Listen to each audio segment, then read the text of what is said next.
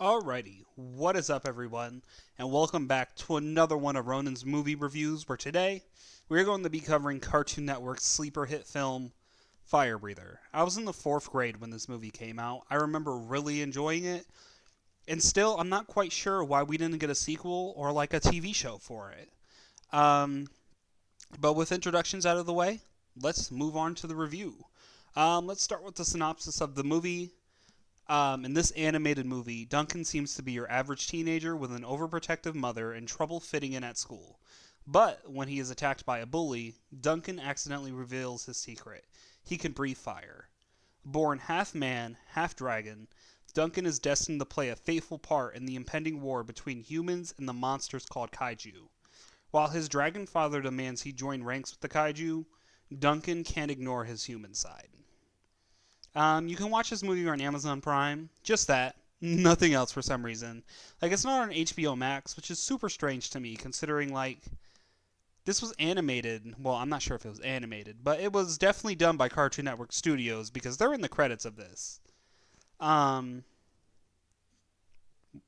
the cast of this movie includes Jameson Moss, Nicole Sullivan, Billy Evans, Gary Anthony Williams, Paul St. Peter, M. Pecora, Barry Jackson, Jesse Head, Dana Delaney, Kevin Michael Richardson, Dante Basco, Amy Davidson, Reed Diamond, Tia Texada, I hope I said that correctly, Josh Keaton, as in, yes, Spider Man, pretty sure, and Grade Delisle, hope I said that correctly as well. Now, onto the things I like. The movie starts out with this comic book art style and then switches to 3D animation. Duncan, the main character, eats charcoal. It's funny. It's just I thought that was funny, something I enjoyed. There was a cringe but epic dodgeball scene. Now, if anybody grew up around this time during Cartoon Network, I'm sure we all remember seeing clips of the dodgeball scene during commercials to kind of like promote this movie. Sure, you can find clips on it on YouTube. Definitely one of the highlights of the film. Um, there was an epic scene of the bullies chasing Duncan. It was just a cool scene of them running through the school. Very well animated. Also positive. You can find it here on YouTube. Um, the kaiju designs are a ton of fun. You got a dragon. You got bug monsters. There's really only two of them, but they're very well two types of them. Three of them that show up in the movie, and they're all just very well designed. Um, Duncan has what I'm going to call a kaiju form because I'm not really sure what it's called, but it's sick and really well designed. He gets like horns, dragon scales, and wings. It's just a really cool design. Um, there is an entire scene where Duncan's mother is trying to tell him how he was conceived, which is one, very funny. Two, has me questioning how this even aired on Cartoon Network at that point because I'm just like, there were a ton of like things that like 9-year-old me would not understand that rewatching the movie as an adult I am understanding. Um, the fights between Duncan and the kaiju are awesome and aren't afraid to stray away from things like Duncan breaking a kaiju's finger. Has the crack effects and everything.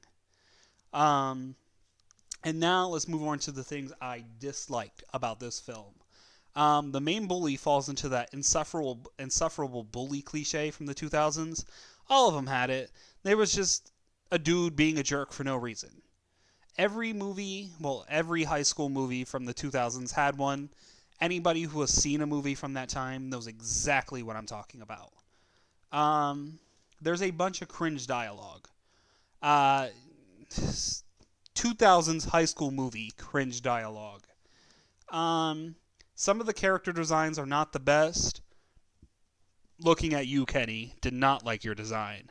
And a bunch of other characters whose designs I did not like. Um, there are quite a few dips in the animation quality. That is just very hard not to notice. Duncan's friend Kenny is also just insufferable and a jealous bastard. Did not like him. Just did. Every movie has that one character that you just can't stand. Is it good writing that you can't stand him? Possibly. but it just, it irritated my soul. They also tried to redeem Kenny in the end, and it just didn't work. Did not work at all. The movie ended on an open note, and they did absolutely nothing with it, which is just bothers me.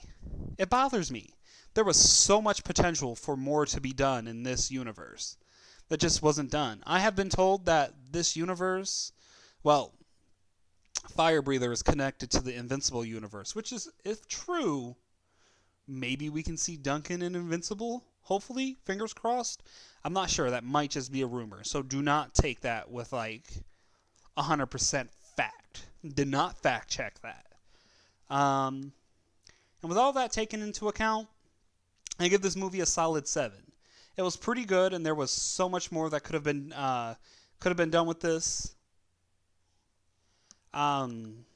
This isn't a must watch by any means. However,